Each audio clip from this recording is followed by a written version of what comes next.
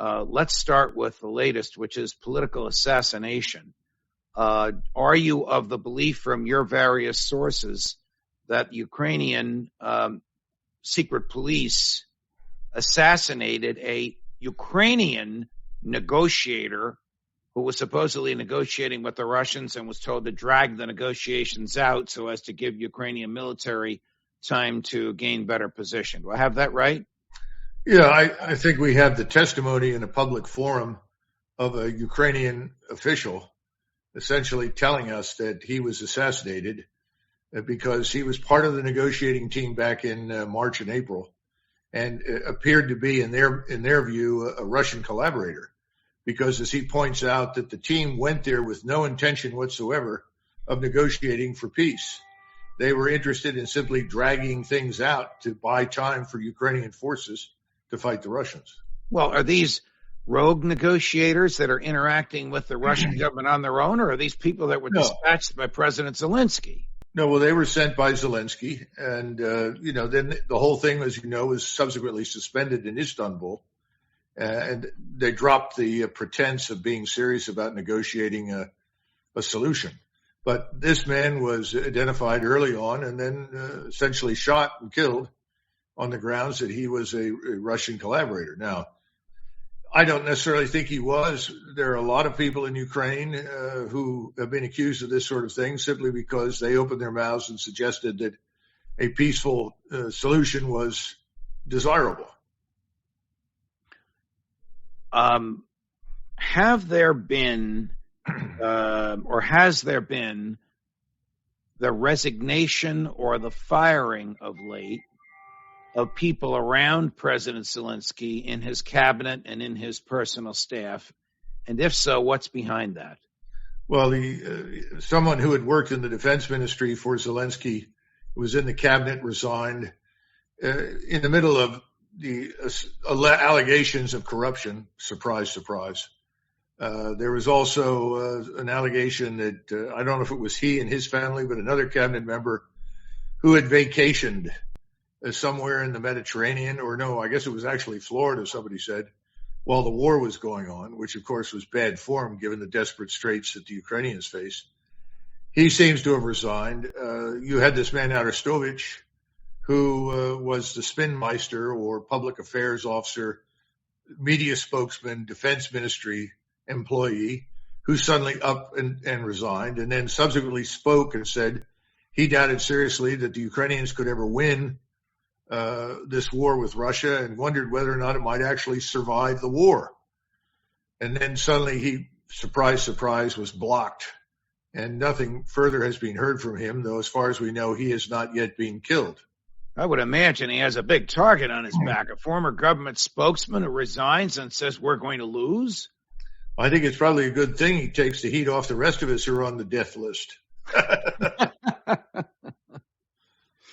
I know they're after you, Colonel, because I've seen that stuff. I haven't gotten word that they're after me, but I trust if you hear that, you'll give me a heads up. Well, if I'm still around, I will. Absolutely. If I suddenly disappear, you don't need any further confirmation. All right, let's talk about the wish of President Zelensky and his military commander for tanks, and the absurd footsie that the Americans seem to be playing with the Germans over the tanks. Everybody wants these German tanks, and Joe Biden's getting in the middle of it. Do they know what the hell they're doing? Well, I think it's pretty clear they don't. In fact, I think this is an important theme that we should address, because the mood in Washington has very definitely changed. The attitude of the Washington community, and that I'm talking about those people that are the leading senators, members of the House, cabinet officers, president, vice president. The mood of these people has clearly changed. I think they're sensing that this is a lost cause, that Ukraine is very definitely going to lose. And they're trying to figure out, how do we prolong the suffering? How do we prolong this fighting? They'll say publicly it's for the purpose of, quote unquote, harming Russia, which has been a complete fiasco and a disaster, because Russia, frankly, has not been harmed very much. Not at all, I would say, in substantive terms, economically, financially, otherwise. But I think that's part of it. The second thing is that they're now really goading the Europeans, the Germans in particular, into committing acts that, frankly, can be regarded legally anywhere in the world as acts of war against Russia. And I think the German government is sitting there saying, do we really want to supply heavy military equipment, tanks, artillery, all these things in great quantities to this war zone to help these Ukrainians fight the Russians? Are we not, in fact, becoming co-belligerents? Now, you and I have talked before about this. Yes. I don't think there's any doubt about it. We are co-belligerents, but I think the Germans are now interested in putting the brakes on that. So Scholz put us in a difficult position because his representative at Ramstein last week at the conference for donors and allies that were willing to send things to Russia said that the only way the Germans would send any tanks, Leopard tanks, was if we sent M1s. Then we went through a series of comments from people in the Department of Defense, like this Mr. Colin Kahl, Assistant Secretary of Defense in OSD, who said, well, the M1 is a gas guzzler, and it has extreme maintenance requirements. It's too complex for the Ukrainians. It won't help them. The Leopard's easier for them to use, and the Leopard would be better. Now, you have agreed with that, haven't you? Oh, well, I agree with it, but not for the reasons that Mr. Kahl said. I mean, we've known for 30 years that the gas turbine engine's a catastrophe, both for reasons of fuel usage, but also because of the intake of all the dirt and sand and nonsense on the ground. This is an engine designed for the use of a jet at 15,000 feet, not for use on the ground. So here we have this turbine engine that's supposed to power this tank up and send it at 50 or 60 miles an hour towards the enemy. The problem is that historically, that's not necessarily what you need from the tank. I mean, tank doesn't have to go 50 or 60 miles an hour. We don't need to cover all that ground again, but the bottom line is that the M1's got a lot of problems. There's no question about it. I don't think people wanted to see this employed for the fear that they would be embarrassed by its performance. Not the gun, not the crew, but the tank as a whole for the reasons we mentioned. So now the tables have turned. In order to get the Germans to send tanks, apparently President Biden said, well, we'll send 10 M1s. And Mr. Scholz responded by saying, well, fine, then we'll send 10 Leopards. Now, this seems childish and stupid, but I think we need to understand what's really happening. Number one, people have no faith in Ukraine's ability to win this war. We have been lying about what's happening in Ukraine between the Russian and Ukrainian forces for months. We have been exaggerating Russian losses, exaggerating Russian problems, and minimizing and obviating Ukrainian problems and losses. The truth is seeping out. You can't conceal it much longer. So the first thing is they know they can't win. In other words, we're losing the proxy war. Our proxy can't win it. Secondly, the Europeans are concluding that this is dangerous. How far out do we stick our necks? And they don't have the military industrial power to rapidly produce anything. And I think this is enormously important. The lead time, for instance, for the AMRAAM missile, which is a very important weapon that's used in the F-15, the F-22, the F-35, and by NASAMS, this,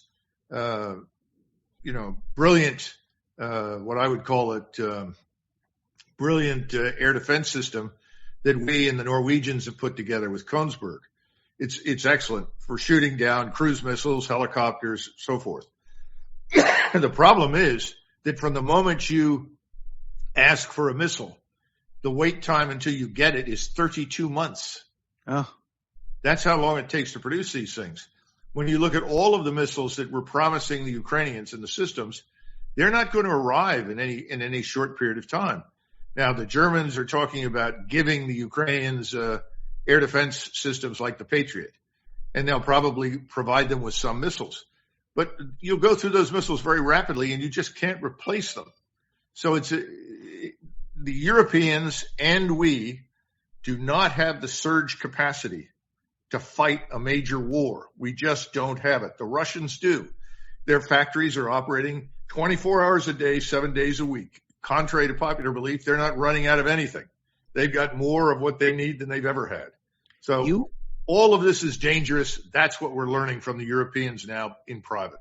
You stated at the outset of this last statement you made that you have sensed from public sources, and I guess from the people with whom you communicate regularly, a change in attitude on the part of decision makers in Washington. Now, I would imagine that what you have sensed is below the radar, and it hasn't yet bubbled up into the public consciousness. No. I mean, maybe Joe Biden's a bad example, but a hawk like Lindsey Graham, you're not going to hear him saying tomorrow the Russians are going to win and we ought to get the hell out of there, even though he may be whispering that to your friends and colleagues in D.C. Well, see, that's an important point because I don't think they're whispering that. See, this is the great danger that we face right now. A couple of historians contacted me and they insisted they talk to me. And they walked me through all of the things that FDR did as president in the 1930s to effectively goad the Japanese into attacking our forces in the Pacific. Right. And we all knew, I mean, contrary to popular belief, the Navy, the Army, Marshall, the CNO of the Navy, Stark, all these people knew that the Japanese could, in fact, attack and destroy Pearl Harbor. And in the run-up to the war, FDR did several things. He put out something called the McCullum Memorandum and directed the Navy to deliberately violate Japanese home waters. Yes. And they did it with warships again and again and again. And he was told by the CNO, we could lose some ships. He said 2 or 3 ships is okay if we have to lose that. I mean, this is incomprehensible today, but that's what he said. And ultimately, they told him what the implications were, and he said, continue to do it. Ultimately, we know what happens. He leaves the fleet deliberately in 1941 in June in Pearl Harbor. He does not return the fleet to San Diego and San Francisco, where normally in Puget Sound, that's where the fleet in the Pacific was quartered, not in Hawaii. And the CNO said, Mr. Roosevelt, Mr. President, we're targets. We're sitting ducks. We could lose the fleet. Ultimately, you know the rest of the story. He deliberately did this. There are a lot of other things. He was sending as many bombers as he could to China, to Claire Chennault and the Flying Tigers at the time. He wanted to build up an air force there that could firebomb Japan from China. This is in 1939, 40, 41. We don't talk about any of these things. And what they said is what is happening right now looks an awful lot like what FDR did. Now, I personally don't think that that's on President Biden's mind. But then again, I'm not sure President Biden is much more than the man who reads the script that's handed to him. Right, I don't know what the people behind him are up to, but if you look at what we're pushing, this is what brings you to the next point. The Ukrainians are going to face this onslaught. They have already said they can't withstand it. They're going to collapse.